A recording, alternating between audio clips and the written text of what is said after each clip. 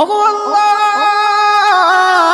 ওগো মালিক, তুমি ছাড়া তো আমাদের আর কেউ নাই, তুমি ছাড়া তো আমার আর কেউ নাই। আল্লাহ গো, তুমি যদি মাফ না করো কে আমাকে মাফ করবে? তুমি যদি মাফ না করো কে আমাকে মাফ করবে? তুমি যদি আমাকে মাফ করো তাহলে তোমার কোনো দিকে কমবে না, তুমি যদি আমাকে মাফ না করো তোমার কোনো দিকে বাড়বে না।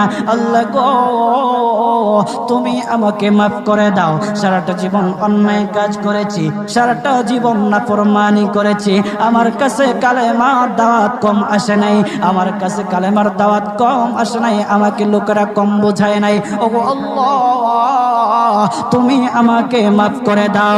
মাফ না করলে কোথায় যাব, কার কাছে যাব? বাবা যখন মারে তখন মার কাছে আশ্রয় নেওয়া যায়, মা যখন প্রহার করে তখন বাবার কাছে আশ্রয় নেওয়া যায়, বাবা মা যখন প্রহার করে তখন দুনিয়ার কারো না কারো কাছে আশ্রয় নেওয়া যায়। ওগো আল্লাহ,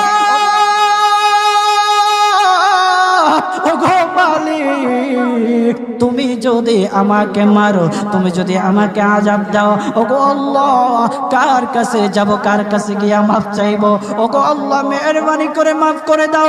এইরকম কান্না করতেছে, কান্না করতেছে, চোখের পানি তার এমন ভাবে পড়তেছে, দাড়ি ভিজতেছে, দাড়ি ভিজে জমিনের মধ্যে চোখের পানি পড়তেছে, কান্না করতেছে। বান্দাটা কান্না করতে করতে করতে করতে আমার আল্লাহর কাছে এমন গ্রহণযোগ্যতা অর্জন করেছে, মহান আল্লাহ রাব্বুল আলামিন তার ডাকে সাড়া দিয়া তার জিন্দেগির সব গুনাহ মাফ করে দিয়েছেন।